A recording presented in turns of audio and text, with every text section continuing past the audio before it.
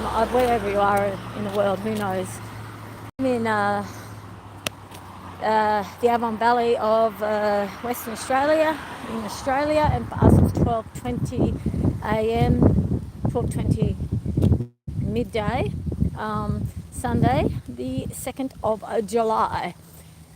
And just walking home from church. And today I'll show you my bounty. Didn't realise I started passing me. I got some parsley. There's this lovely lady called Lucy. I've got my little spinaches. It's so cute. At the end of each, not always, but often, people bring to church what they've got surplus of at home. It could be lemons, plums. One day this lady came with so many roses. It was just amazing. It was exquisite, and she had all these roses that were so they're proper bush roses. They've got the proper smell. The northern roses are just amazing. Roses and callistemons, I love it up here in northern. The soil. It's a real sort of a clay soil. Not everywhere. Some places basalt rock, other places. But anyway, we don't have hardly any sand here. So down in Perth, for example, the capital city of Western Australia, which is 1 hour, 1.5 hours drive down the hill, that's sandy down there, and different plants grow there. But here, for example, I'll show you. This is a callistemon, and they really grow beautifully in Australia. Well, not just in Australia, I shouldn't say that, in northern. I planted some babies like this, little sprigs that are about 20 centimetres high in November, late November, December 2021.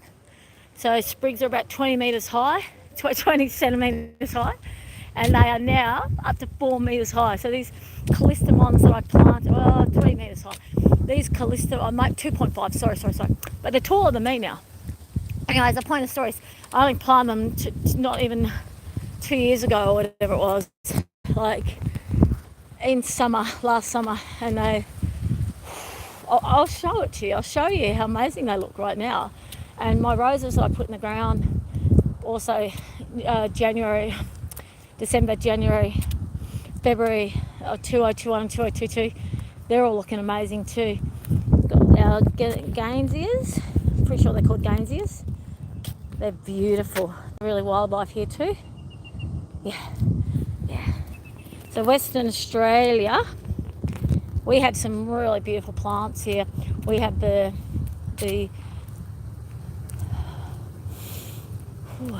just got very hot. We had these. I just had the biggest blanket you could ever imagine of kangaroo paws. I couldn't believe that. It's actually what we call premenopausal fog. I knew exactly what I wanted to say, and I was like, couldn't get the word out. So funny. We have kangaroo paws. They're unique to WA. They're beautiful. So, anyways, our church sermon today: a culture of honour.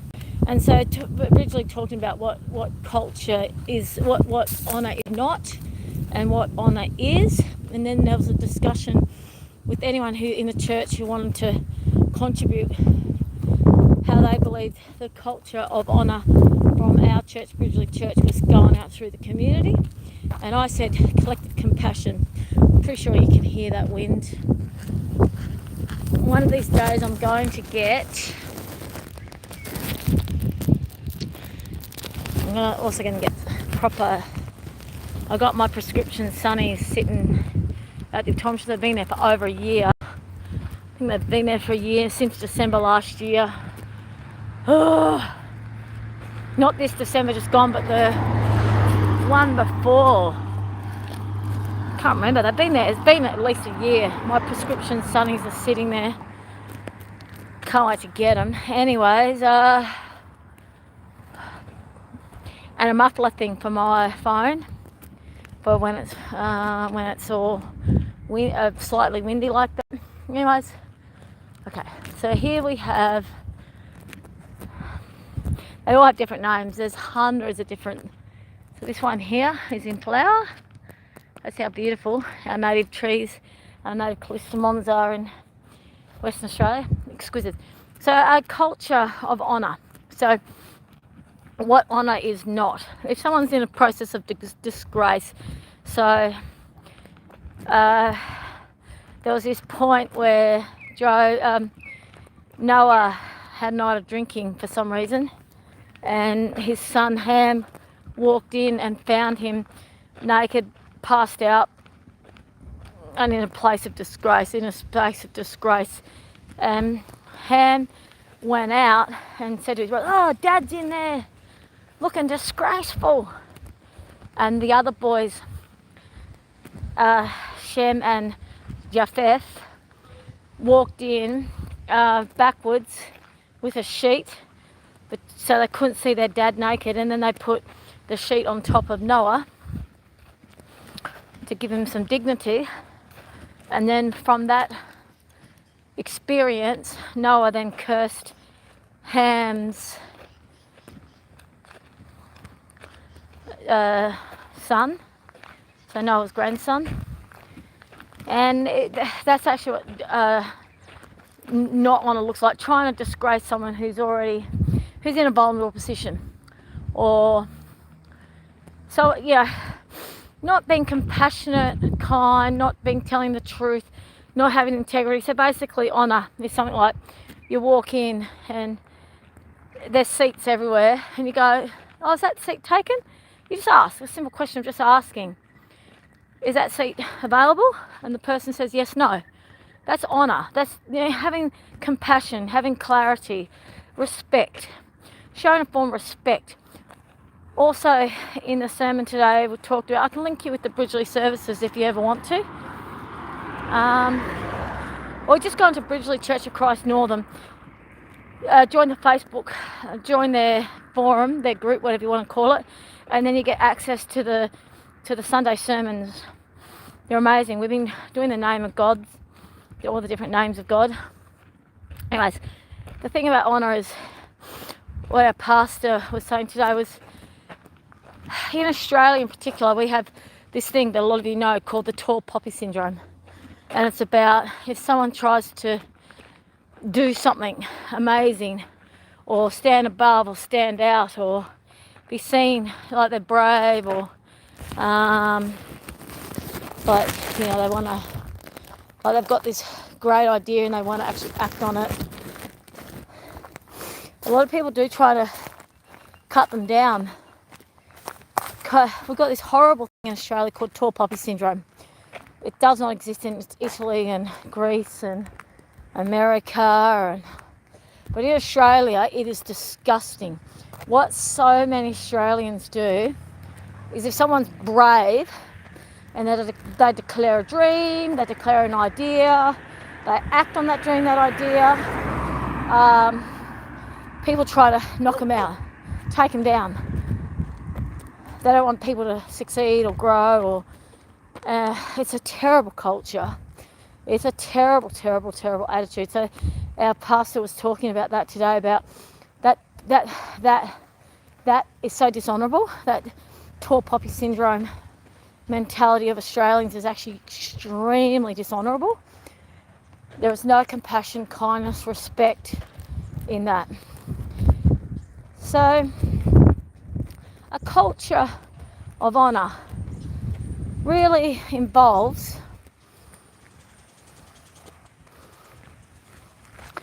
you got a friend, right? You're hanging out with a friend and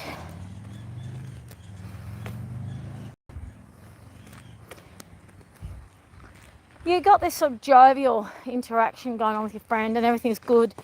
When the friendship's good, you've got this sense of authentic connection. Like, a lot of people are not authentic. People struggle to be truly authentic. To be truly authentic means you really have to ally with your shadow side. You have to ally with all your deep fears. Go do that deep journey of exploring all of who you are. The shadow work and the glorious light within you. And when we align with the deep shadow side of ourselves and the incredible gloriousness within us, when we align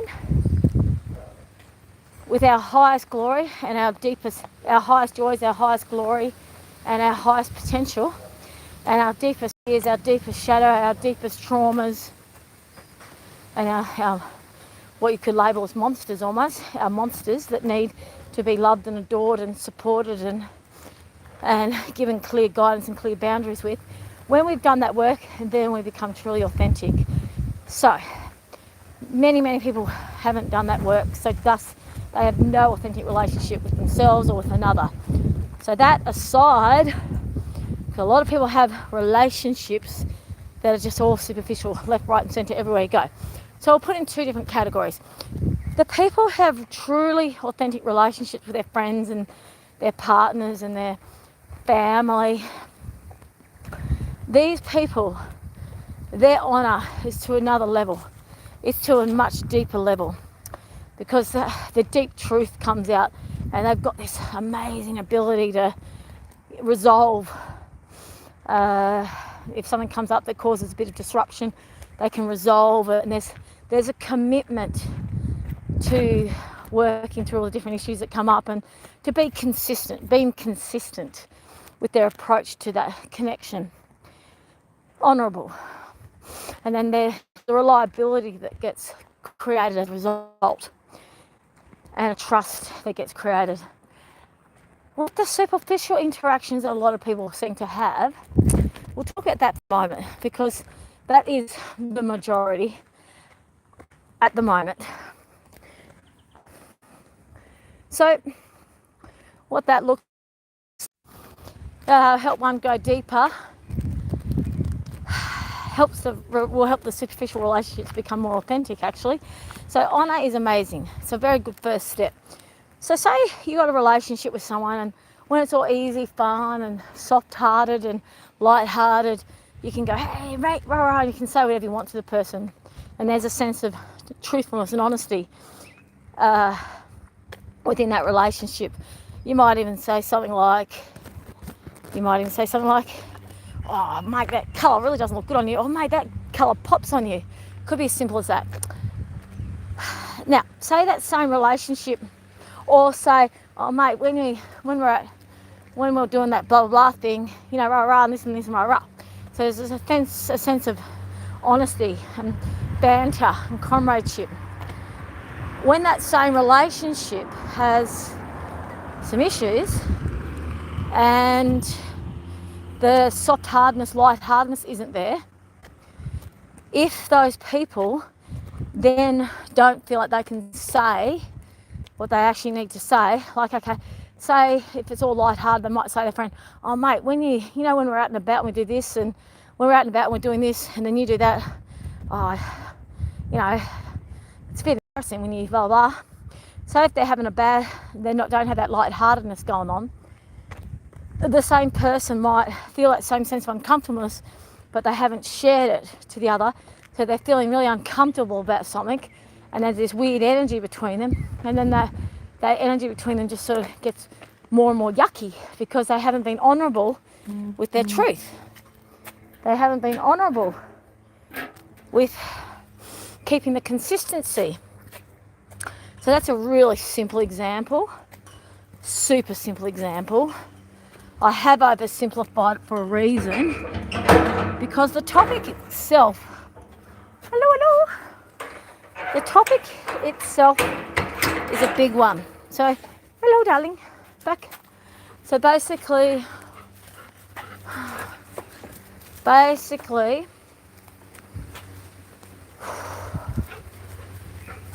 the topic of authentic honour. Hang on a second. Ouch, just my knees are hurting. Hang on. Oh. So, what it means is,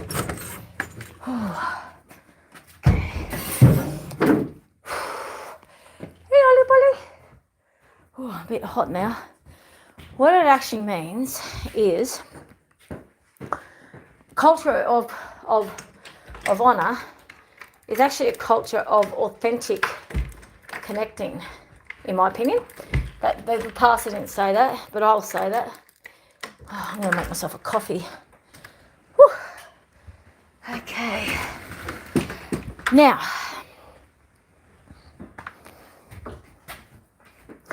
it was and then after the sermon, some of us stayed back, and we talk and we unpack the sermon and unpack what it brought up for us.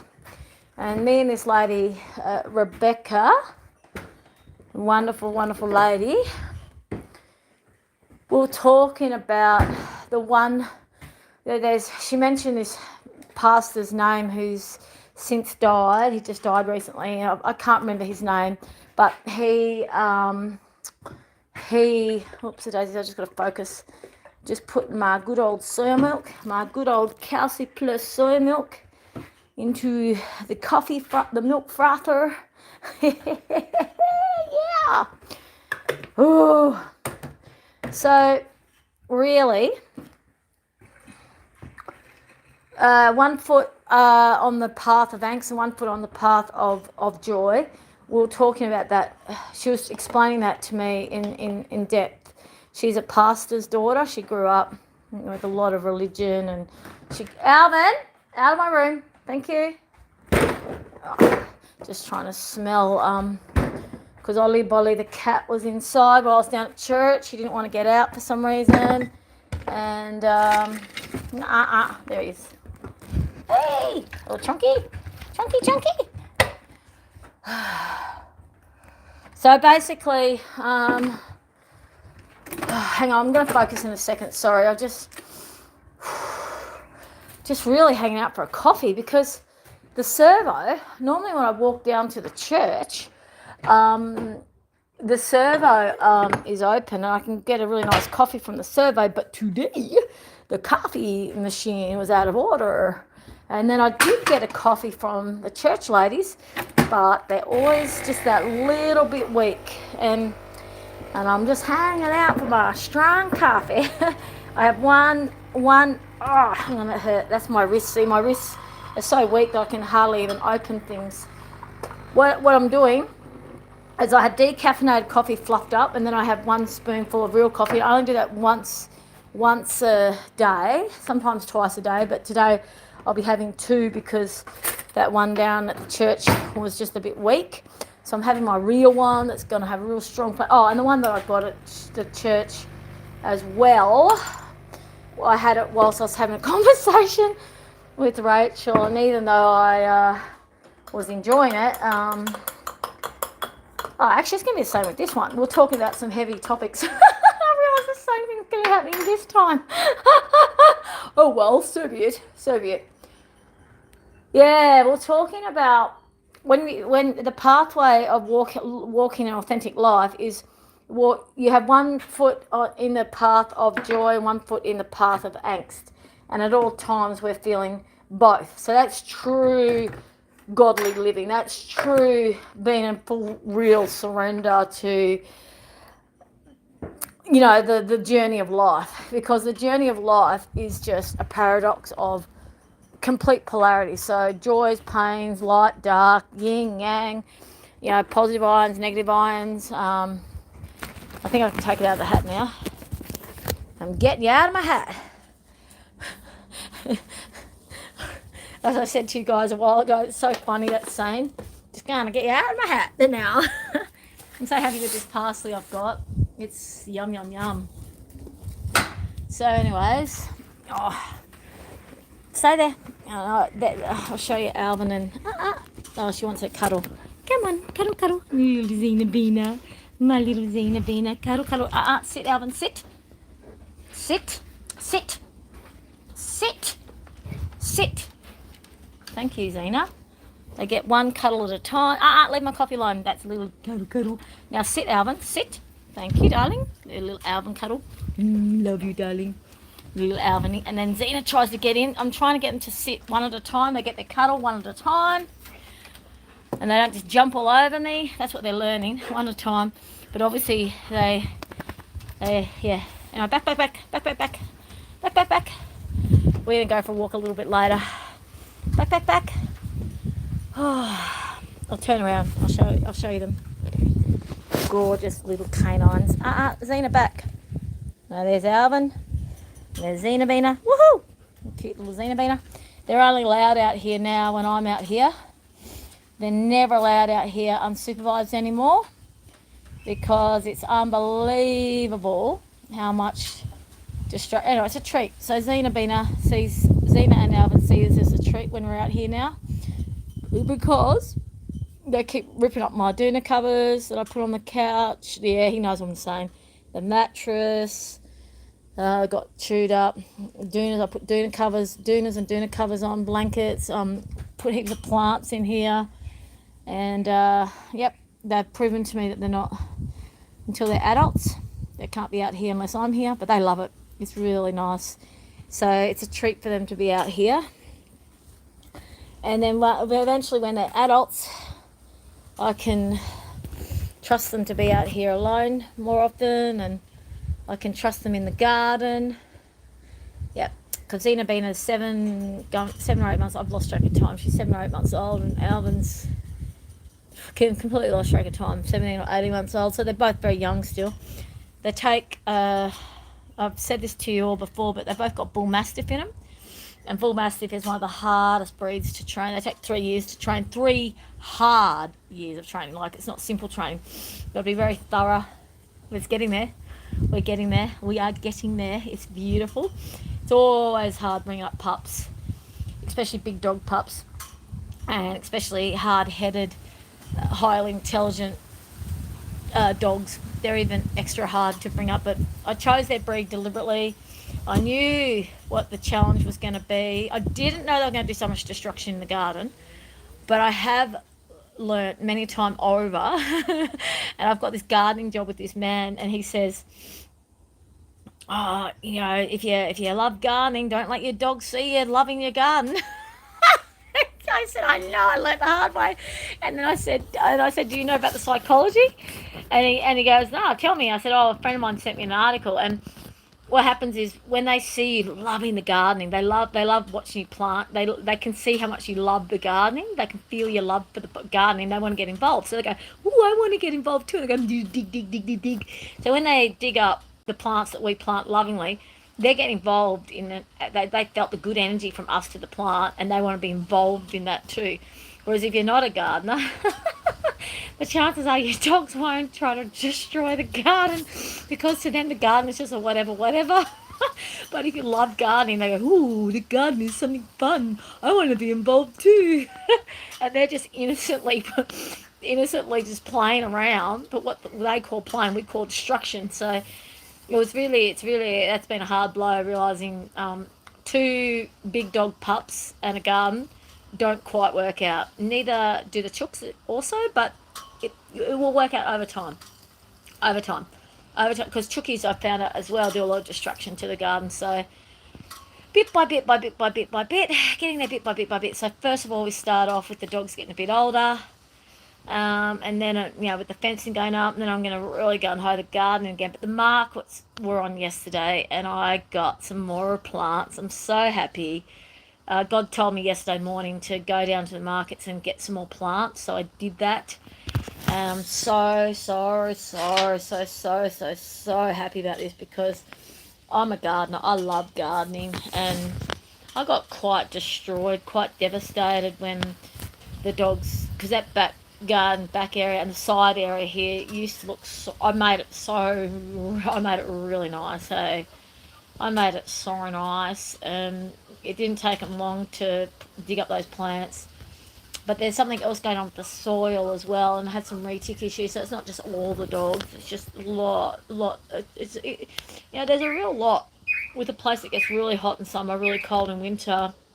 I've had to build up the soil. The soil was just very gravelly and rocky and clay, and I've had to put a lot of like paper and leaf, broken up cardboard and leaf mulch to turn the clay into less density, so the roots can grow and won't be so waterlogged, and it's so hard. And the other thing is the all the horse manure I'm putting in, and all the mulch, and so I'm starting to get some earthworms. which is such a feat. When you get earthworms, so it was basically dead soil, especially up the front, a lot of dead soil. And I've basically turned that into live soil with earthworms. The clistamons, which I was going to show you, I'll do that another time. They are literally now nearly 2.5 metres high, and they're about 20 centimetres, 15 centimetres when I planted them December 2021. So it's just amazing how beautifully, how happy they are. But that's also because I dug big holes, that's the trick. You've got to dig big holes into all the gravelly soil. It's hard work. This is northern. I go to all these northern gardening groups, and they say it is really hard to garden with the northern land, but you get the right plants, you do it the right way, boom. That's why gardening groups are so important. So the sermon about honouring, culture of honour. The priest, the pastor was basically saying the culture of honour is what we need to be instilling with our church community, with our local community, and with the world. That culture of honour. So in the old days, for example, if someone said they used to do IOUs, and you used to be able to say, I buy this block of land from you, and I owe you whatever it was, 10, but I don't know what the terminology was, but then £10 or whatever it was, and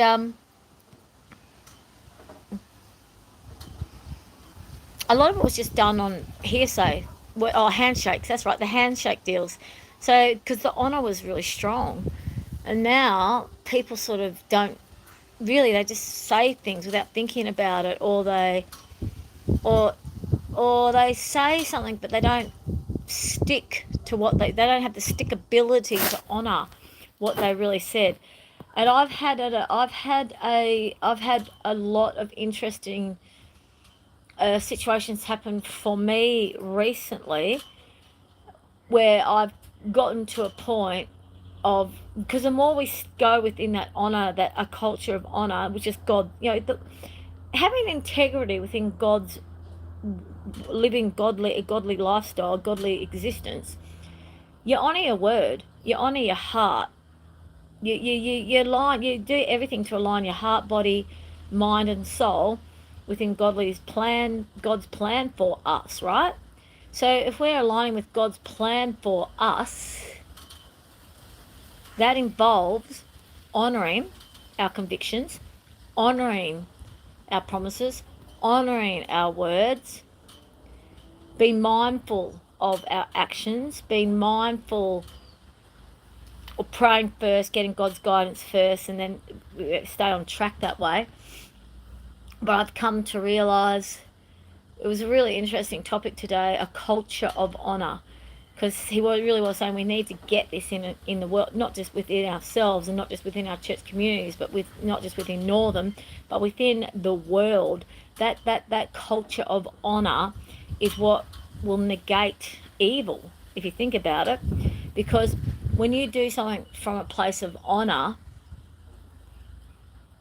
it's from a place of love. So honor equals love. So if you're honoring something, you're loving something. So if you, for example, for me and the well-being of my beautiful big pups, right? This is a massive commitment. These two dogs are a massive commitment. They are a huge commitment, and I honor that commitment. And that's not self-sacrifice. Honor and self-sacrifice are two opposite sides of the story. That's actually an interesting distinction. So, honor is self-love, because when we're self-loving ourselves, we then can self-love others. If we're honoring ourselves, then we can self-honor others. If we're self-honoring ourselves, we can honor others. If we're coming from a place of dishonor and a place of self-sacrifice and a place of self-sabotage and self-lying and all that sort of stuff, then we're going to be able to lie to others. We're going to be able to sabotage with others. We're going to be able to dishonor others. We're going to be able to lie about others. So if we can lie to ourselves, if we can dishonor ourselves, then we can then do that to others. So it was a very important sermon. Very important sermon. And the brothers who came in with the sheet between them and their father, who was in disgrace and naked, their father would never have known that they'd put that sheet up or not put that sheet up, but they knew. So they averted their eyes. They put the sheet up. They walked backwards with the sheet between them.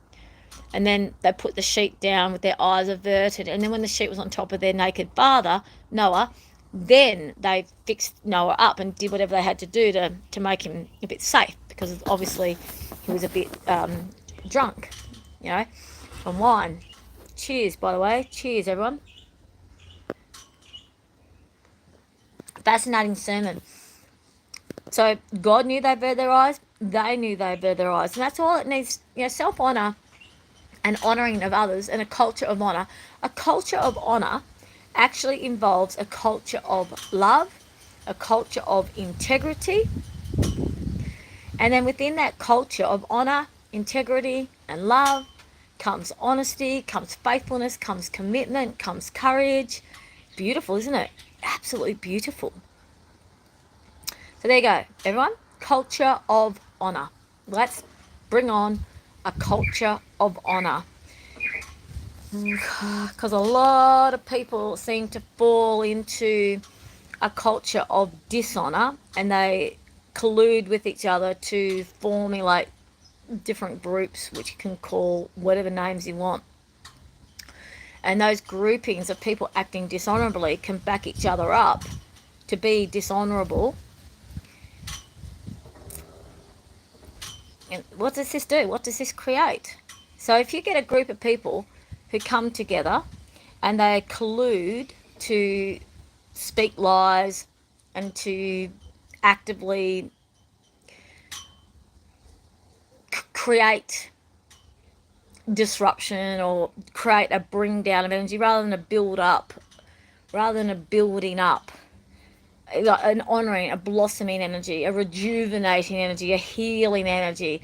And that entails forgiveness, it entails humbleness, it entails deep reflection, it entails the full gamut of experiencing and feeling and being. And it's a beautiful space to be. It's a hard space to be as well, though. It's not an easy space to go into, because one has to. The conversation I was having with this beautiful friend of mine today after church was to go deep into that space of angst, and or we could call it despair, or all the different names you can come up with. To truly go into that deep space of, like, when everything's too much, too big, too hard, too whatever, and we just surrender to that space. We do not come up with the terminology of, I'm being trained, this is an experience for me, God wants me to experience this so I can learn this experience, so I can be used as an instrument, God's instrument for a certain blah, blah, blah. Because that's actually called silver lining. That's actually called, let's turn this angst into a purpose. So this angst has a godly reason for creating some outcome that's actually going to feel better. Okay, so that is actually a process of not complete surrender, which is something that I've been learning this last week, and especially today.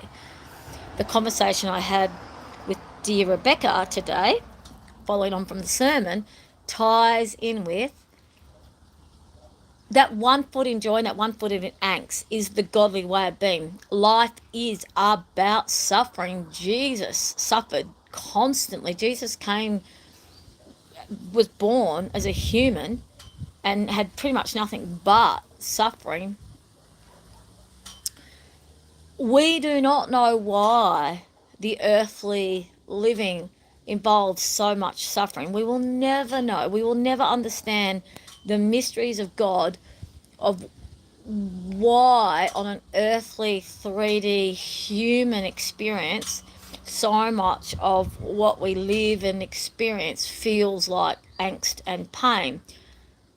But it's very clear, very, very, very clear, that to surrender to that angst in pure faith is the way. It's the godly way. It's the only way to deal with angst, the only way to deal with pain, The only way to deal with fear is to surrender, surrender, and surrender. Surrendering in full faith. And what I learnt today from dear Rebecca, grew up as a pastor's daughter and very wise with the Bible. And it was God, it was the, see, this is God's doing all the time. God always brings exactly who we need, when we need, and gives us the right message exactly when we need it. So in our surrender process, we're never made to suffer endlessly. We're never made to suffer. It's never a torturous, ongoing, never-ending suffering. So, for example, when I got up to get ready for church today, I had the deepest angst. Like it was really difficult for me to get dressed today. Really difficult for me to breathe. You know, from the there's so many words that we can describe it, like heartbreak, grief, there's the word broken. There's all these different feelings that people can label when you can't make your body, when your full homeostasis is not in place. So another thing we learnt in the sermon today was when one part of us is not honoured, none of us is honoured. When one part of us is honoured, then all of us is honoured. And it's really interesting because this ties in with our being. So if we have a part in, okay, say our finger doesn't work and it's hurting, and we don't honour that finger is hurting, well, then we're dishonouring our whole being, the whole being that we know of ourselves as. So for me, that being is a vessel called Nadina. If I honour that my finger is hurting and I'm mindful of that and I don't make a story around it and I don't try to understand it, I just honour that my finger is hurting, like my poor little finger. No, we don't even say poor little finger. My finger is hurting, fact. My finger is hurting, fact. Ouch, ouch, it hurts, fact. I love my finger. That is us honouring all of who we are. And in doing that, we then go through society. We go into our church society, honouring our church community. We go into our local community, walking down the street, and we're honouring, because we're honouring ourselves, we are then honouring everyone around us. We're honouring God, because the only way we can honour God is when we honour ourselves. The only way, when we come from that self-love, self-honouring, self-respecting way of being, and we obliterate and get rid of the story around being self-sacrifice and self-martyrdom, self-sabotaging, get rid of trying to stay small, get rid of having fear around the tall poppy syndrome, get rid of having the dream around trying to fit in or belong or into the earthly, worldly, 3D realm. That is all of the devil. That is all evil. None of that is godly. None of that is honour. None of that is a culture of honour. So, we dishonour one part of ourselves, we dishonour all of us. We dishonour one part of ourselves, we dishonour our community, we dishonour God, we dishonour everyone and everything about life. This is a powerful message. That's why church is so amazing. So you talk about one topic, and then if you continue to talk about it more after, it just goes to, and you can unpack one paragraph of the Bible, you can unpack for like 3 weeks, and you would still. So going back to the Word of God and God's divine plan for us all, none of that truly, really, we'll never understand from a human mind what God plans for us.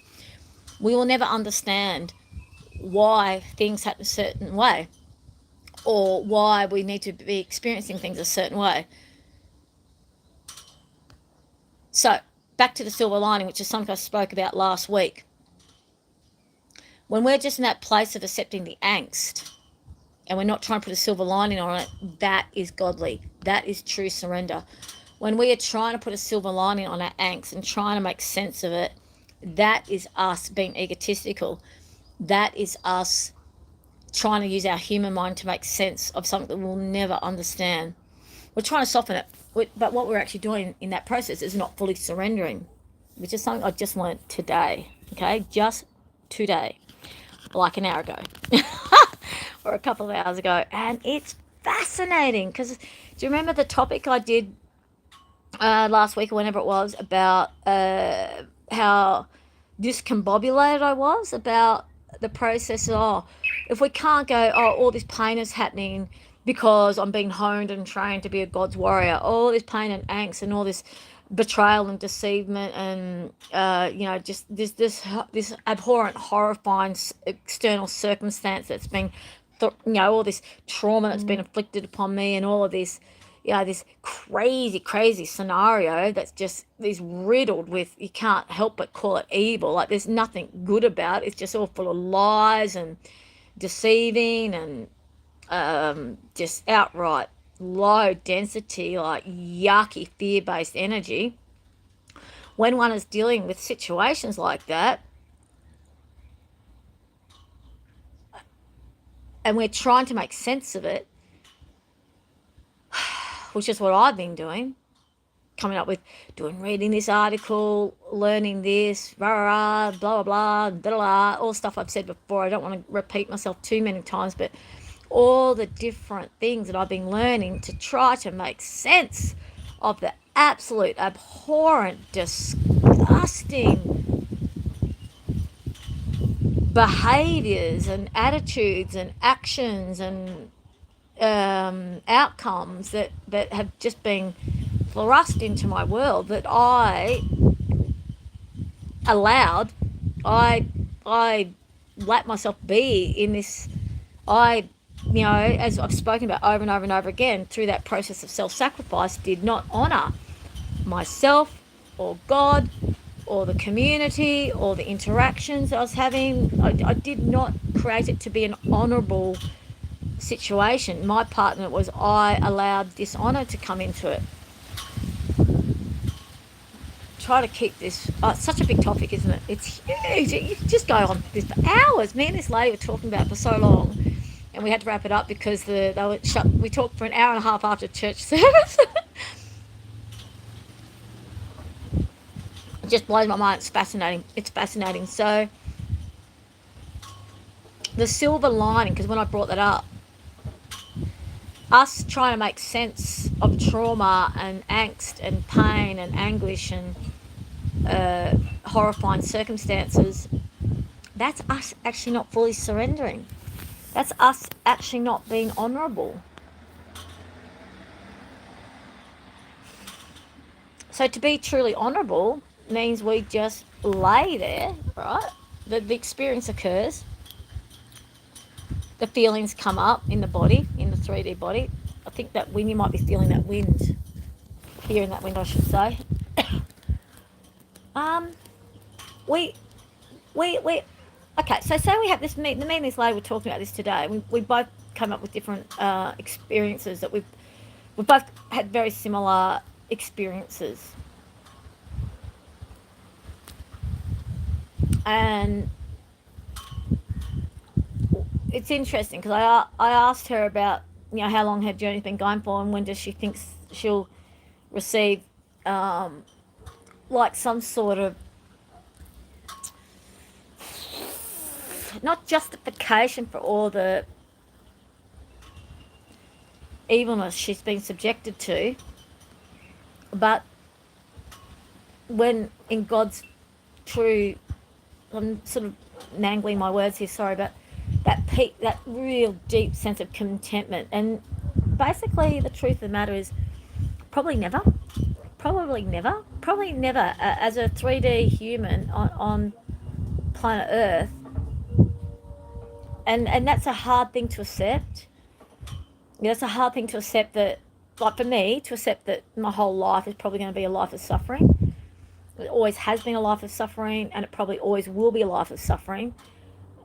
For what purpose? I've got to let that story go. I've got to go, well, I can't be looking at reasons. I can't be looking at justifications or, oh, that happened because I need to learn this, or that happened, all the reflecting, the deep reflecting that I constantly do to try to make sense of everything is that something that I realise I have been utilising as a safety net in order to soften the pain, just that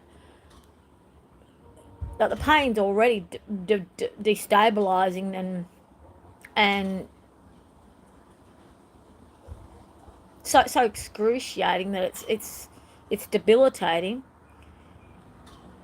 So what I'm trying to say, this lady and I, we're both crying as we're talking today. Like it's an experience that many people go through.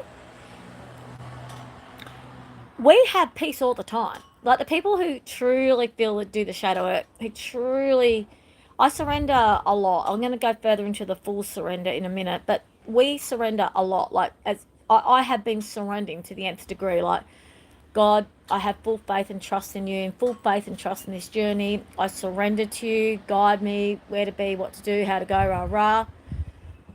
Pardon me. Pardon me. This morning, I found it really difficult to create for my body to be able to dress itself. Now, on an OT level, an occupation therapist level, that's alarming.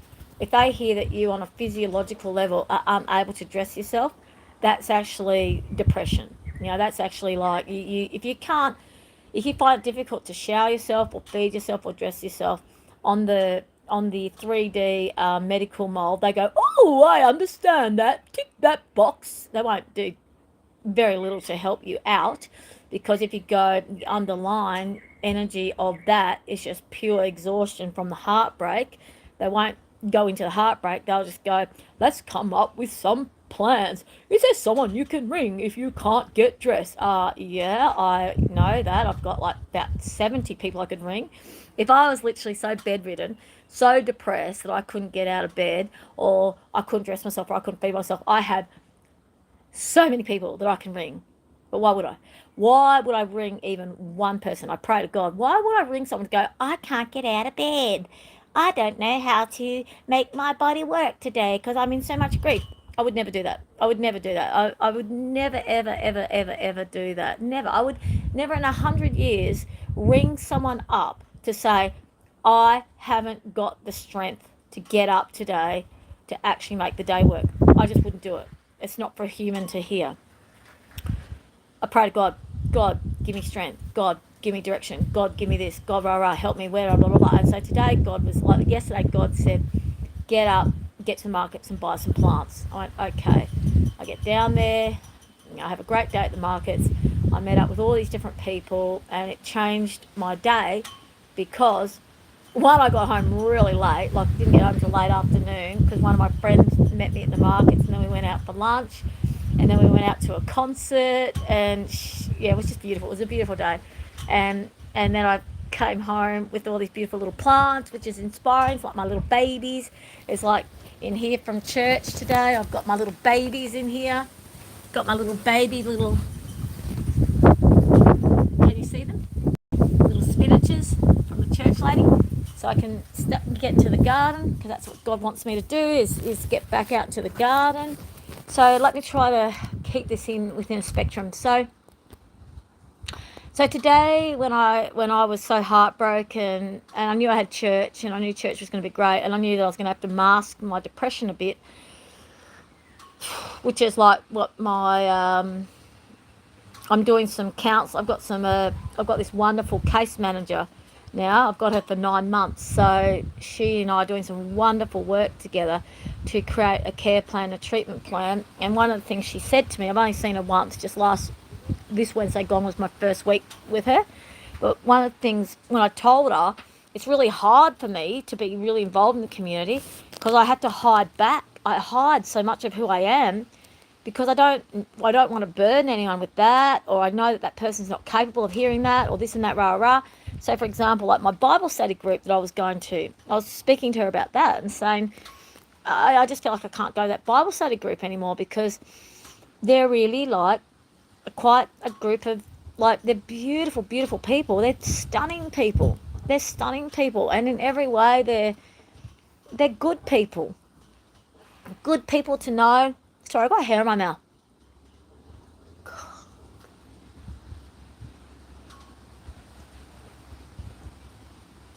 That's disgusting. Sorry, a bit of hair went in my mouth. Really good people. and not and in 100,000 million. Oh, that hair's gone really. Oh, excuse me. I'm so sorry, everyone. Yuck. Ugh. I really can't stand hair in my throat. Ugh. It's actually a trigger. Ugh. I'll try. Sorry.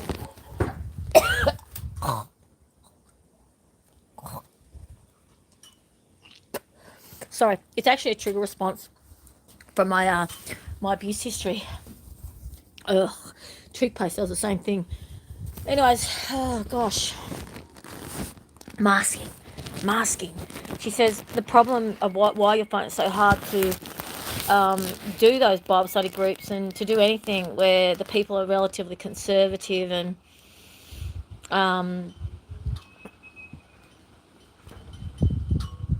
let's call it even, I'm going to call it vanilla land. Like when people are a bit vanilla land, like it's all very superficial and it's good enough to a degree. You can hear this and that rah rah and you can think, yeah, this could develop into a deeper relationship. But at the moment, everyone's just choosing to keep it at this certain level.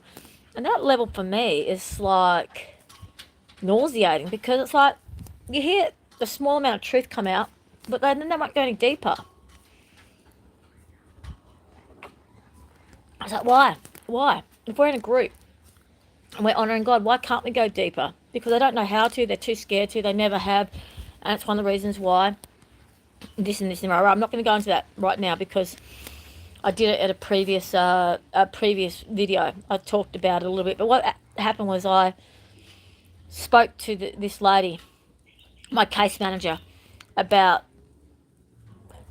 I joined this group and I do that and I do that and I do that and I want to still be involved and I can be involved. But people ringing me up saying, where are you? What's going on? They want me to be involved, but I'm pulling myself back and I'm choosing to isolate myself and I'm choosing to, like really recluse myself. And I said, I know it's a worry. I've got to be out there, but it's so exhausting to be part of a group where everyone's so superficial, rah, rah, this and that, rah, rah. And they're all happy being superficial and bring it on, let them be superficial. But I can't be my true self around these people. And she goes, well, it's masking.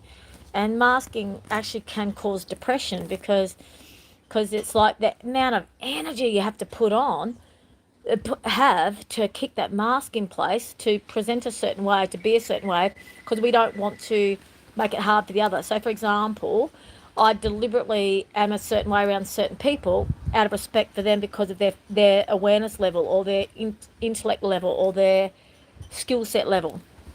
So it's actually easier for me to be alone because it takes sorrow and the pain of being alone, because if I'm around that group of people, it takes more energy. Anyway, so this is how I felt about going to church today. I was like, I do not feel emotionally strong enough to go to church today and talk to anyone after church. So I just want to go to church and then leave ASAP. Good luck with that, Miss Nadina. Because God, as if God's going to allow that in God's house, right? So every time I force myself to go to church when it would be so easy just to watch the online sermon, every single time when I try to slink out, there's this perfect person, and they're people I'm developing these amazing friendships with, who God's obviously compelled them to have a big chat with me, and we usually talk for a long time after the service is finished, and we unpack things, and and this particular lady shared a lot of stuff with me today, and we both talked about the masking, we talked about the exhaustion of, see, some of us live a life where we're fully present within ourselves, we're present within our body, we're so godly within ourselves, we are allowing ourselves to experience the full gamut of life, which means 1 foot on angst and 1 foot on joy. And this beautiful lady, Rebecca, she explained to me beautifully. She said, what you're feeling is what I feel, and it's a lot of people don't understand it. And she was so stoked that she and I were able to talk about this topic. So what it is that we feel complete joy pretty much all, we feel joy. I feel joy most of the time. Like unadulterated, complete, exquisite joy, like euphoric, unbelievable joy. I see the beauty in everything all the time.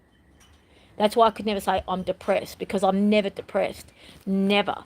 I've never been clinically depressed. I might act and be a certain way that might show signs of that, but my mindset is so positive and so inspired by the pure, basic, simplistic, majestic beauty of this most simplistic part of nature. I never ever lose that sense of magical joy. It's always there.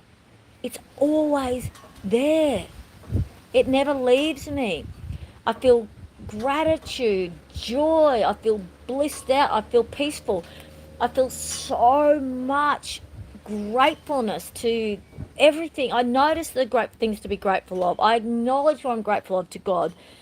I'm very mindful and present to all the glory of my life and living. And at the same time, at the same time, I feel this angst, this deep, searing, excruciating agony. Excruciating agony. And I could fall into that in a second and it would just drop me on my knees and I'd just be curled up in the intensity of the agony. There's no unless you're in it and you feel it. And this lady goes, I know, I get it, I understand it. So I felt like, yeehaw, thankfully, finally, now I can start having honest communications, because that's what I need in Northern, someone that I can have these types of conversations with. And I said to her, oh, this, and this, and this. She goes, yep, I get it, because you say that and that and that to people. And I go, She didn't say it like that, though. But they do. They literally go, I don't know what you're talking about. Because there's so many people that choose to stay in vanilla land. They choose to squash their feelings down. They never feel the true joys, and they never feel that. They do not do the shadow work, and they do not do the glory work. They do not do the glory work. They do not surrender to the glory of God and to the glory of what life is, and they do not surrender to the angst and the despair of the shadow work, which is their fear. It's their traumas. It's their nothing to fear there, but they're so scared of feeling their fears that they are not full-bodied people. They're just like these little, these little caricatures, and these caricatures generally become narcissists, and they generally, demonic evil forces play amok with them. They get puppeted like crazy because they're too focused on status, belonging, image, approval, you name it. All those small-minded things, and they'll keep continuing to do the same thing that they supposedly can do so well. So you might get someone who's really exceptional at that marketing, for example. And part of them would love to do some hiking. They'd love to go for a little gallivant in the bush and do some bush tracking, but they've never gone out into nature. They've always spent their whole life pretty much in a fluorescent lit room with electricity, doing PowerPoint presentations, and they might be doing massive presentations at big seminars, and they might have a room full of, like, there might be, say, 10,000 people in the auditorium, and they stay small. So there's these people here that are so small-minded, they think that small means small amounts of numbers. But they're in vanilla land. But small is doing the same, and never doing your passion, never reaching out, never expanding, never taking risks. So if there's someone who's really good at marketing, they're pulling in, I don't know, 5, 6, 900 a year or 3 million a year, right? Say they're pulling in 3 million a year, and they stick at that because that's what they know. But what they really want to do is go for a little gallivant in their four-wheel drive. Oh no, they don't have one. They want to just go for a little bush track. They just want to go for a drive somewhere. Just be brave. Leave their city. Go for a drive. Put on a pair of bush boots and try a safe Bibbulmun track or something that's well marked and well designated. Or even join a hiking group, you know, so they can make it really safe, but they won't do it. They will not do it. They will not. Oh yeah, sorry. They have to give up 2 weeks. They have to take time off or something, or they have to. I'm just giving you an example, everyone, of what it involves. Like when someone steps into, someone might be able to do something really well, and they stick at that, or they might only know a certain way of doing that one activity, and they stick at that, and they will not branch out. See, it's the branching out that's big. It's the branching out that's making mistakes and taking risks and being godly and honoring oneself. So a lot of people stay very, very, very, very, very little, very small. But what a lot of people don't understand is that smallness might mean a huge income, famous, accolades, but that's small because that's all they've ever done, and they won't move on. So people often don't realize that living a big life is actually doing those small actions outside of your comfort zone. That's living a big life. So I've been speaking to a lot of people about do it, just do it, just do it, just do it. You know, when people keep talking about something, just do it, just do it, just do it, you know, just do it, just actually do it.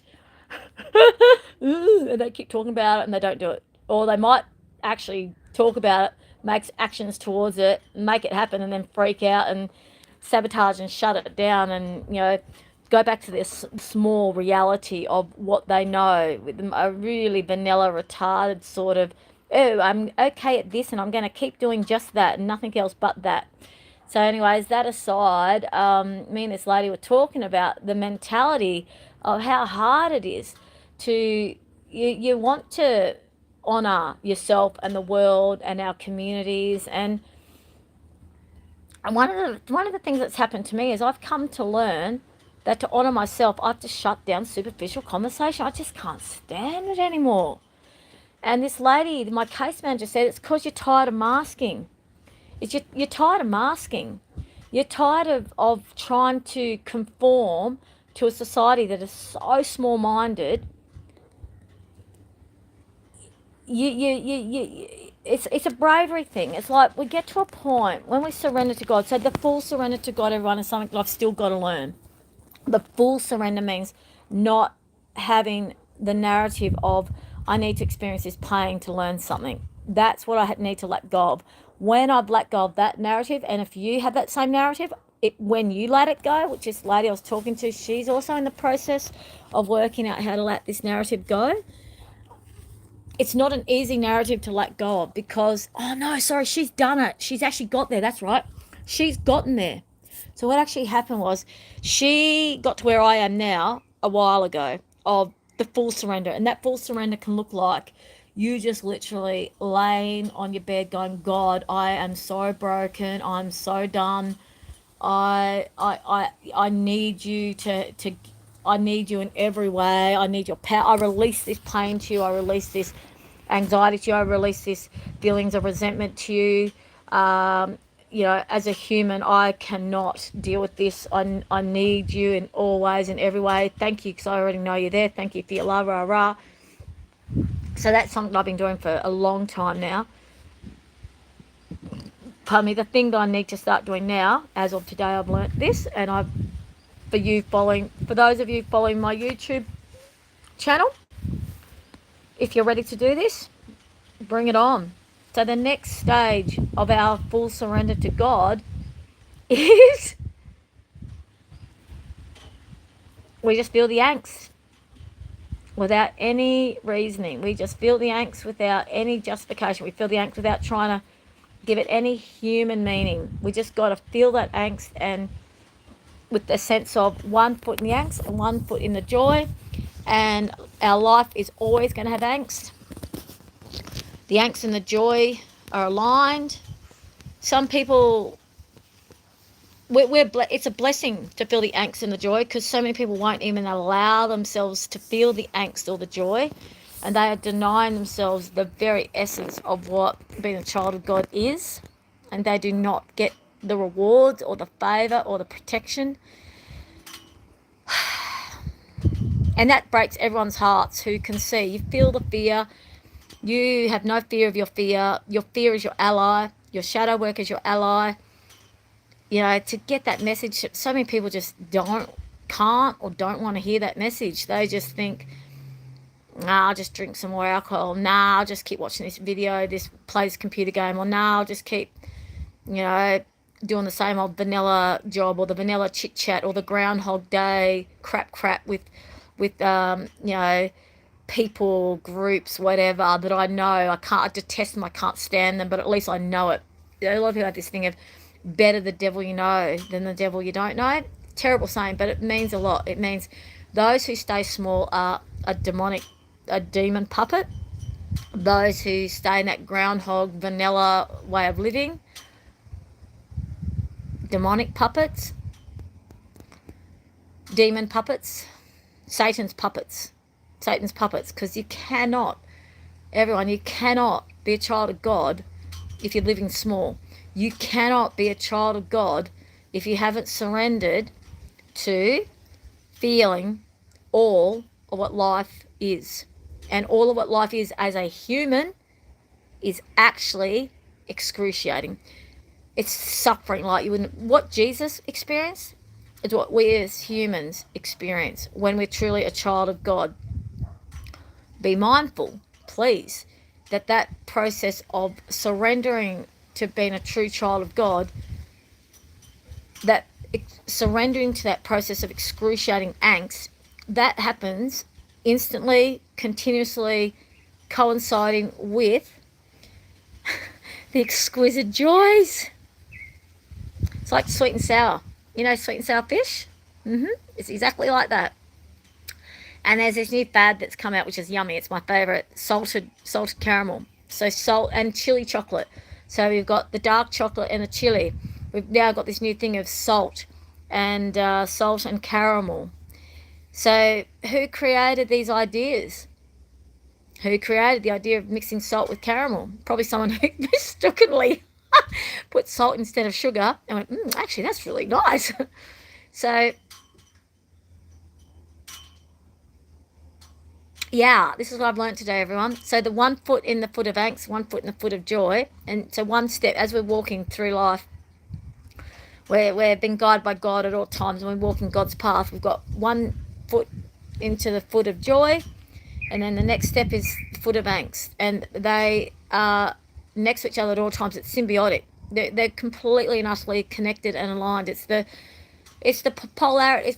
Okay, so this is probably not going to make much sense, but the 5D world is all about oneness. The 3D world is about duality. So I have said in the past, the duality, the 3D world is about duality. So it's the us, them, black, white, you know, night, day, sun, moon, cold, hot, yin, yang, you know, blah, blah, blah. You know what I mean? So polarity. So it's not just about polarity, sorry. It's about distinctions. It's about division. It's about a separation. It's about, like, okay, table, chair, you know, car, bike. You know, you can label things and that you can say that they're separate. You can identify them as looking separate. And this unfortunately creates an ethos of you, me, us, them, yeah, I, you, that type of thing. So there's a sense of separation. And that is where the world of 3D is highly egotistical, highly ungodly, highly demonic, because that's where we're not working in union. That's where we're not working as a one. Now, the working as a one is being of union with all. So we're all atoms. Every living specimen, anything with a, I can't remember what the name is. It's a really long name, but the DMT molecules. It's a really, really, really long word.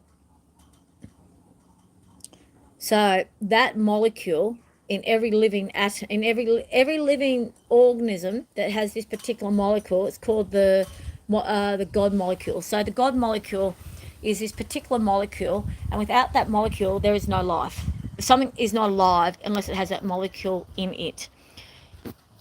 each of these organisms that has that molecule in it has the ability to resonate and connect on the positives and negatives ions that exist and all the quarks. So it's all about the quantum theory, about the negative ion. So that over here there's the negative ion, and it's got the immediate reaction of the positive ion over there. It can be in a different time frame, it could be in a different space, or it could be within the same vessel.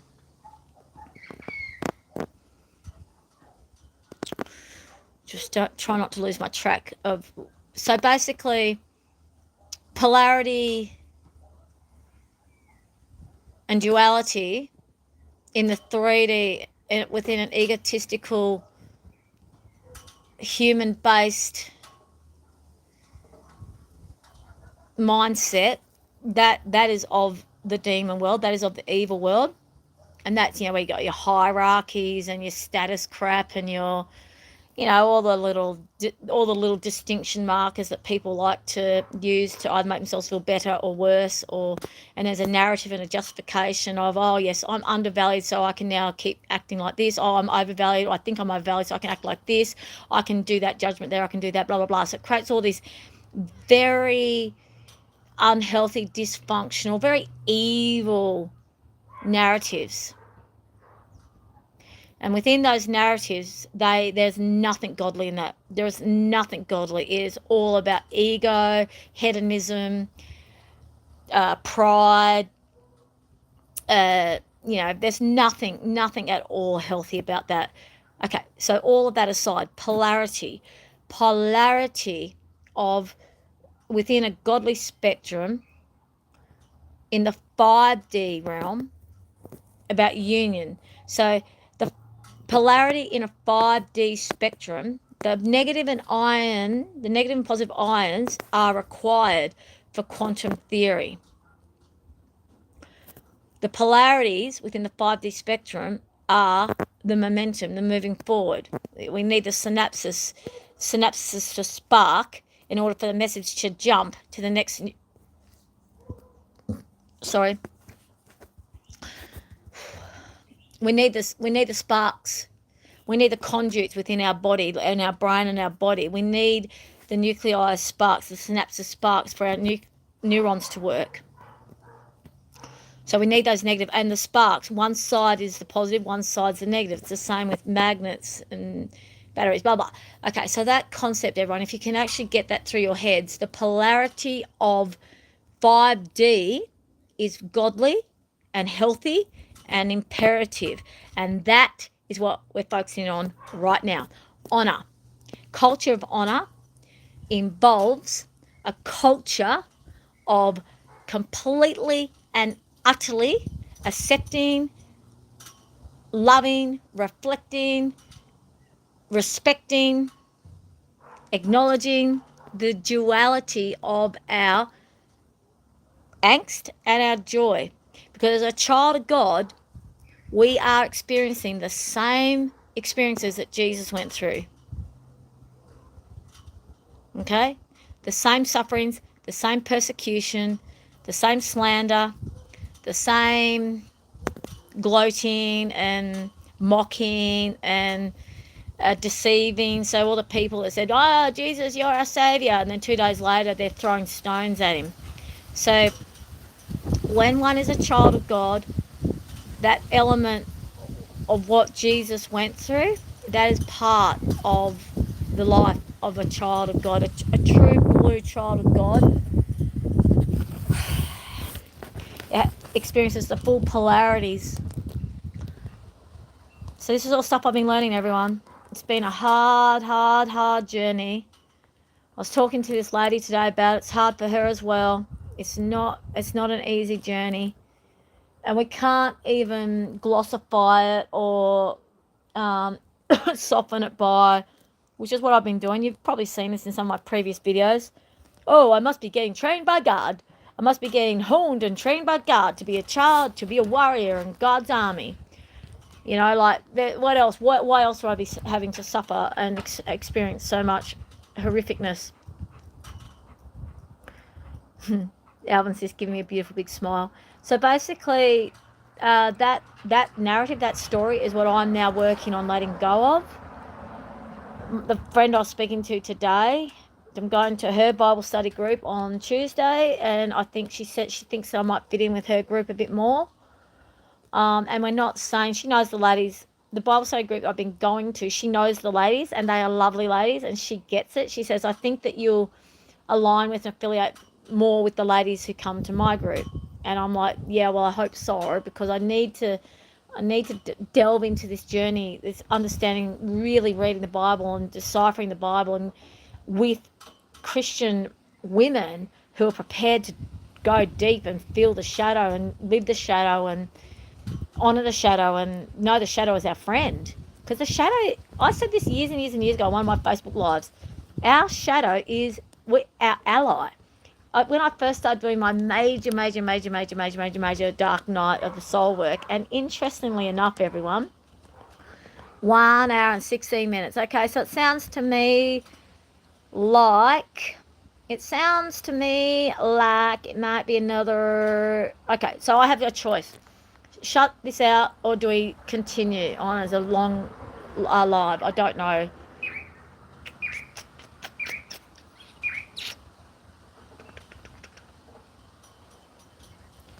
Twin flame journeys, everyone. Twin flame journeys. I have started. Since June this time last year, I've been doing nothing but learning about what is the reason for opening our heart and surrendering completely to someone with full love. Like, boop, here I am. You have my heart and soul. I am yours. I love you. I am yours. I am here. I will do anything for you. I'm of service to ensuring that you have a wonderful life. And together, let's create an amazing life. In absolute, complete faith and trust that I would be respected and treated the same way. Only to find out that I was self-sacrificing, self-dishonoring, self-sabotaging, because I wasn't actually getting back. I was getting crumbs. And everyone who was watching what was going on said, Nadina, you're giving like 270% and you're getting maybe 5% back, maybe 2% back. When are you going to stop giving to this person that doesn't appreciate you, value you? And I said, well, surely he's going to get over his issues and get deep in his authenticity. And he says, when we're in Northern, like believing I'm going to be creating a whole new identity, I'm creating a whole new life, I'm going to do this and this and this and this and this and this and this and this and this and this and this and this and this and this and this. I believed it. I believed every single word. And then I kept going, surely if I just keep showing love and commitment and hard work, and yeah, I'm self-sacrificing like crazy and it's very unbalanced, but surely it's going to balance out over time. Learnt in an extraordinarily excruciating way. No, you do not self-sacrifice like that. The minute someone doesn't value us or honor us or love us the way we deserve, the way God chooses for us to be loved or respected or honored, the minute that's not happening, we need to be saying, God, help me, give me the strength to create the life that I know you desire for me to have, that I know the life that you have promised me, the life that, because that's another thing I said to this lady, I have been promised by God a very long time ago that my senior years were going to be peaceful. I got told by God a very long time ago, you are going to have a really hard life, my child. You are going to have an extremely excruciating life. I promise you, your senior years will be peaceful. And then I was shown a vision, and I was given some parameters of what of blah blah blah blah blah. Now I don't know whether I've described that in the past, and in the future I may describe the vision that I was given. And I said to my friend Rebecca, like, do I still honor that vision? She goes, yes. If God promised you that, then please believe that. Not everyone gets given that peaceful senior end of life. Some people do just have a hard life forever for whatever reason. We don't know. We don't know God's plan for this. But back to the twin flame journey. This time last year, I was thrust into a learning, the most excruciating self-love journey. I was broken and humbled to my knees to the point where I fully surrendered to God, and it was God that kept me alive. It was basically a miracle of God that kept me alive. When I was hypothermic and I was dying, it was actually God that got me up and moving. God lifting me up, got me out of a hypothermic state where I wasn't pretty that far off from being gone from the planet Earth. God's miracle kept me alive. I've shared that with a few people now, and the lady I shared it with today, she said, yes, I've heard this a few times now about this, and this, and this, and this. And there are times when God will definitely intervene in order to keep, many times actually, God will intervene to keep us alive because we need to stay alive. There is a mission. God has a mission for us. And then, so basically, when I got humbled and broken to the core of my very being this time last year, a bit earlier, started around the 17th of June,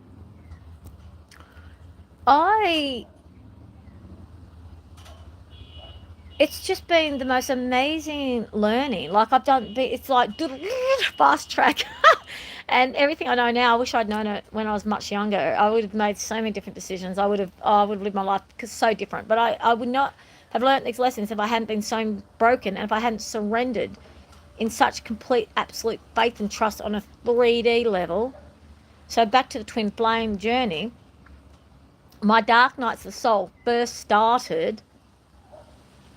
This is what I've been learning. When I first started doing my learnings this time last year, it started off with learning about narcissism. Then it started moving on to learning more and more and more about God.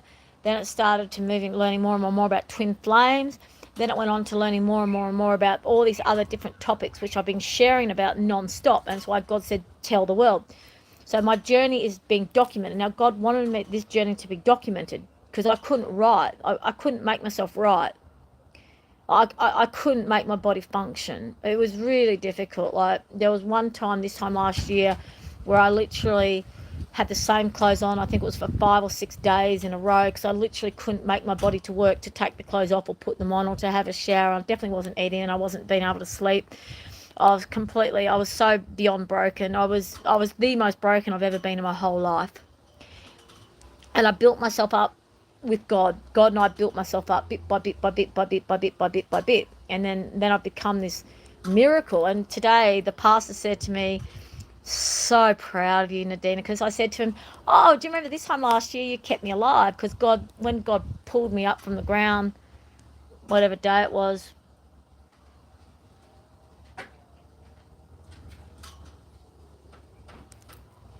maybe even it was this time last year, so it was about the 1st, 2nd or 3rd or 4th of July this time last year. Might have been today, this time last year. But the weather is so different. See, last year was freezing. We're having the most amazing winter this winter. It's just incredible. Anyways, everyone, at that time when God got me up, got me off the ground, out of my hypothermic state, and actually literally pushed me into the house, and then I was able to get under the bed and thaw myself out, warm myself up. Then I was pushed to walk. Like, obviously I could move my legs at that point, but I was actually compelled to walk, and I didn't know where I was going. My brain was blank as, and then I got pushed into the Bridgeley Church, and it was that day when I walked in and I said, I need help now. And the lady at the reception said, can't remember what she said now. She asked a few questions, said, I can't talk too much about details right now. I just need help right this second now. And she just quickly went around the corner, got the pastor, and then he spent the next 3.5, 4 hours with me. And I unpacked all this stuff and this and that, rah, and he's been one of my mainstays ever since. And today I said to him, oh, it was this time last year that you kept me alive. He goes, God kept you alive. I said, yeah, God and you and me. And then we had a massive big hug, and he goes, you're doing so well, Nadina, you're doing so well. I said, I know. I just said to him, I know. Like, this time last year, I was broken, everyone, broken. I was shattered. I was fragment. I was nothing. I was a fragment of nothingness. It was the most challenging, most wow, how dark and deep can a human being go and still survive? One of them, right? And then every day this year, I go, oh, this time last year, this was happening. Oh, this time last year, this was happening. And look at me this year. Yeah. Whoa, yeah. And what I've learned and how I am and who I am as a child of God and what I've embodied and just everything about who I am now, because as a child of God and the surrendering process that I've gone through, I am not the same person anymore. So basically, back to the twin flame journey. It was when I started doing the twin flame learning. When was it? I started doing the twin flame learning about 5 or 6 years ago, because I was trying to make sense of various things that were going on. Then I started doing more and more and more of it. This particular, like about 5 months ago or something. And tying it in within all the godly spectrum. So if it doesn't align within scriptures or God, I'm not interested in the learning. So I've got this really amazing parameter now. But I distinctly remember I first started having my major dark nights of the soul. Literally when I first fell in love with the man who God just kept saying, you keep going back to him, you keep doing this, and I really want you to marry him, and this and rah rah. So it was so interesting, because the twin flame journey, one of the things that's really paramount about the twin flame journey is it activates. It's an activation of our dark nights of soul. When we meet our twin flames, not everyone meets their twin flames, by the way, and believe me, if you have a life where you don't meet your twin flame, you actually have an easier life. All those romanticized mainstream articles and everything that try to say that twin flames is all fun and romantic and a lovey-dovey, that's a lie. The twin flame journey is about two souls, the same soul in two bodies, reconnecting to align the physical and the 3D and the 5D, to align the body, mind and soul as one. And to do that, they get activated to do the deep shadow work. And the reasoning behind the twin flame connection is because when the twin flames work out their full spectrum of all of who they are, and then they come in union as whole beings, then they become a power couple. And that power couple then do, with the Trinity of God, then they do this amazing work for the world, amazing work for God. And there's a calling and a destiny that a twin flame can only do upon reuniting with their twin. If they do not reunite with their twin, they cannot do the calling, the God's calling. And this is one of the saddest things about when you might have one twin that says, yes, I do the journey, and another twin that goes, nah, I'm going to stay small, I'm going to keep running, I'm not going to do this journey. If you have that dynamic, then you never in that particular life, or then God's true destiny for those two twins actually can't be done. And that's a tragedy. And what it actually also does is for the awakened twin, which is the feminine twin. And the feminine is just female energy. It can be feminine energy in a masculine body. So feminine energy in a female body, or feminine energy in a masculine body. The feminine twin is the leader, is the one who does the major amount of healing, and then the masculine twin follows suit with the healing. But if the masculine twin keeps staying small and keeps going to reaction and keeps not wanting to succumb to the journey, then those two souls, those two bodies can't reunite, and the two souls can't come together. And it's in that particular experience that the feminine twin will have an even more excruciating life, because they know what their destiny is, or what the journey is, or what's supposed to be occurring, and then that doesn't happen, and they can't do anything. The only thing they can do is keep healing themselves and going through the dark nights of the soul and focusing on them and God. You can't make the other twin be courageous or strong or step into their destiny. The other twin has to do it when they're ready. When they do, oh my gosh, when the other twin does step into that, then truly magic, absolute magic. That's when the peace truly, that's when the God's destiny does really come to fruition. Anyways, in saying that, yeah, my dark nights of soul really did start when I first met my twin all those years ago. And it's funny to realise years and years and years later, in hindsight, that is actually when the dark nights of the soul, the shadow work really started. And that's when I was doing my Facebook lives going, allying with the shadow, allying with the shadow is one of the most amazing, beautiful processes we can ever go through. And we just keep getting stronger and clearer about who we really are. And then the further and more we go into the work and the more we honour ourselves, the more we actually, alchemize. We alchemize into the truth of what God really created for us to be. It's a beautiful journey, everyone. It's hard. It's really hard, but gee, it's worthwhile. It's really worthwhile. This lady and I were talking about it, and like, wouldn't you rather the journey of an authentic life over a vanilla life? You know?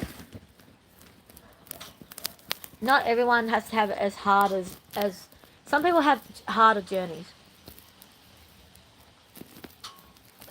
Anyways, in saying all that, everyone, I just learnt from this lady I was talking to today, plus an article I was reading this morning, that it is actually okay to let a twin flame journey. If the other twin really doesn't want to step up into the journey, and God keeps providing some other pathways, it's okay to let the twin go. It's really okay to let the twin go, and to, in faith of God's journey, go. You haven't betrayed or deceived God by letting go of the twin flame journey. You haven't dishonoured yourself by letting the twin flame journey go. Like, we need to honour ourselves enough that when God presents an opportunity to us, we need to see that as God's reward, God's favour, God's blessings. God doesn't want us suffering excruciating pain all the time. Like, God does wish for us to have contentment and joy and love and productivity. And so that's where I'm at, everyone. And I hope this YouTube today has been a benefit to you about the honouring, about a culture of honour.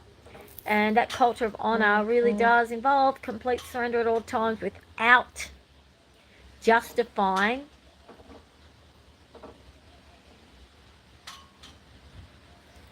there being a reason. Just accepting it, surrendering, just point blank, just surrendering. I'm only starting to practice as of today, so watch this space. I'm happy to hear how your journey with this goes. It's a big journey, everyone. It's a big journey. There's so much to share. We could talk for hours and hours and hours and hours and hours about this. And when you align with true blue, legit, amazing, authentic people who are honouring themselves and the world, seriously, this is where we fly high. This is where we really start doing God's work. Okay? God bless everyone, and see ya soon. Keep well. Lots of love. Make sure you email me if you've got questions or your topic you want to discuss in the future, or thoughts about any of my YouTubes. And also, if you feel to, like, share and share and share for others to subscribe. And I have turned my comments off because at this moment in my life, I gave a psychopathic dark narc a fair bit of opportunity to do a lot of nastiness, but only to screenshot the things to get evidence for a court trial. But until such time as the comments are more balanced out, or this person's comments, at the moment there's no need for the person to have free reign.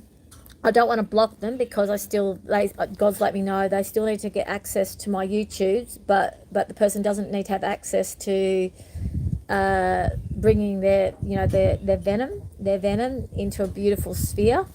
So so please, if you've got anything you want to communicate, please do it via my email. I'm really happy to do email communication.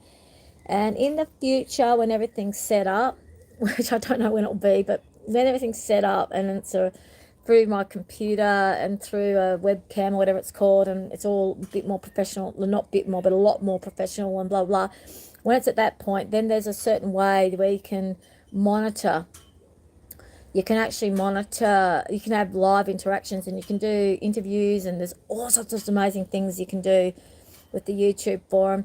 Plus, I'm very likely going to move to a different forum altogether in the future, but not yet, because for the moment, Facebook and YouTube are enough.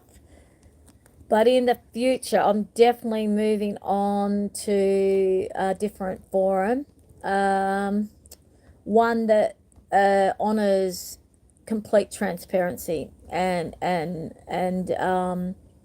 the ability to discuss anything and everything, because on this particular channel there's so many words you can't use. You can't use the SUICIDAL word, which is ridiculous. Oh gosh, there's so many, like if you use certain words, yeah, it's just a very vanilla forum, unfortunately. But there's plenty of others. I just haven't done the research yet. I haven't had the mindset to do the research, but I'm getting my brain back into study mode. I love to learn. I love to study. I've got the horrible brain, the premenopause brain fog scenario going on. It's making it really difficult to concentrate or study. And eventually, soon-ish, without pressure, because I do keep getting reminded, not just by God, but by many different caring people, this is still my restorative time. So, in saying that, everyone, in the future, I've already got people saying, when are you going to get your therapy space opened? I'm going, oh gosh, please. I can give you an example of why it's taking so long. Like, the other day, I bought a sheet of cement sheeting because I've got to seal the bathroom. So, I had to do bit by bit by bit by bit by bit by bit by bit. Like, so for example, this week coming up, I have to decide. Obviously the decision's a no-brainer, but I'm running out of dog food, right? The big bag of kiblets. So, and I'm also running out of firewood. Okay, so I'm going to run out of the kiblets and the firewood at the same time. So, I have to make a decision. Do I buy, like, the big bag of dog food lasts me about 4 weeks. And yeah, so I have to decide between buying the big bag of kiblets, which makes more sense, because if you just buy it in small amounts, it's like 7-8 times. I could buy a small amount that lasts me a week, and it's 3 times the price. I buy a big bag, so I could buy 4 bags over a period of 4 weeks. So I could buy 4 bags and spend 4, 3, 6, 9, 12 times the amount, right? Or I just buy the big bag and they've got the food, that plus their fresh meat, which I get. That or firewood. Feed the dogs or firewood. So the house is freezing without firewood. Freezing. Well, we're just going to have to go to bed really early but, I have full trust in God. You know what I mean? I have full faith. I've got this beautiful new job starting, and once I get more and more hours going in, I've had lots of work. I'm always getting lots of work. And here, there, and everywhere, bits of different cleaning work, renovating work, and gardening work. But I'm about to start full time with the company, so that changes everything. Having full time, consistent work will completely change everything. But anyways, back to the cement sheeting. The therapy business is taking a lot longer than it should have, because a big pot of plaster is $80. The sheet of cement sheeting is $75. The screws are like $12. the this, the that, the sealant is 192, I think. So I have to do bit by bit by bit by bit by bit by bit. But it's a funny thing because I keep getting asked this, like Badger who sells honey at the markets, how is your reynolds going? I'm going, bit by bit by bit by bit by bit, so slowly. But it's just been, and everyone knows, most people know that I left one of the most beautiful, fully renovated homes behind. So it was really hard for me to leave two, not just one, but two properties that were finished and renovated, two properties renovated and finished, to come to a place that, wow, how long is this going to take? And it's been such an experience of surrender, such an experience of just go with the moment, be in the moment, do what you can. The perfect opportunities arise when they do. The perfect people turn up for help when they do. The perfect job turns up when it turns up. It's really an amazing process. So I've been saying this to so many people. It's just a really amazing process of surrender. This whole process for me, since coming to Northern, one, process of surrender, which is exactly what I needed to learn. Trust God in everything. Two, constantly given the verification, validation, confirmation of God's favor, and constantly given the perfect people at the perfect time, the perfect experience, the perfect opportunity, constantly. Like, it just blows my, and I'm not even surprised anymore. I'm just miracles abound. Oh my gosh, let's just leave it at that. The alchemy of glory work and shadow work, everyone, and the process of honoring honoring culture of honor, stepping up into the culture of honor. And this culture of honor, my loves, it will set you free, not just you free, but our communities free and our world free, because the culture of honor is a culture of love. And when we are acting from a place of love, when we're in our hearts, we come from a stance of love, we do everything we need from love. Never doubt what we do when we did what we did from a place of love, because that's always God. Leave it at that. Keep well, my loves, and I'll speak again soon. And we're going to, little Alviny, we're going to go for a walk, aren't we, Alvin? Yes. And Zena's off somewhere. We're going to go for a walk along the beautiful Avon River. And this is such an exquisite winter's day. This time last year, I'm not kidding you, it was freezing. Oh, but I have to share with you that we've had real frost. Like frost, freezing cold nights and mornings. But the days, we had a lot of, last winter we had a lot of rain. This winter we don't have as much rain. We should be having more rain, but the farmers aren't too unhappy. Like, apparently we're getting enough rain that the farmers are still okay. So that's good. So far everyone is happy. Okay? So far the non-farmers are having a great time because we're having amazing weather. And the farmers are doing okay. All right. God bless. Keep well. And keep on working on those cultures of honor. Woohoo! And self-love within God's glory. All right, lots of love. God, turn us out. See you later. Adios. See you soon. Bye.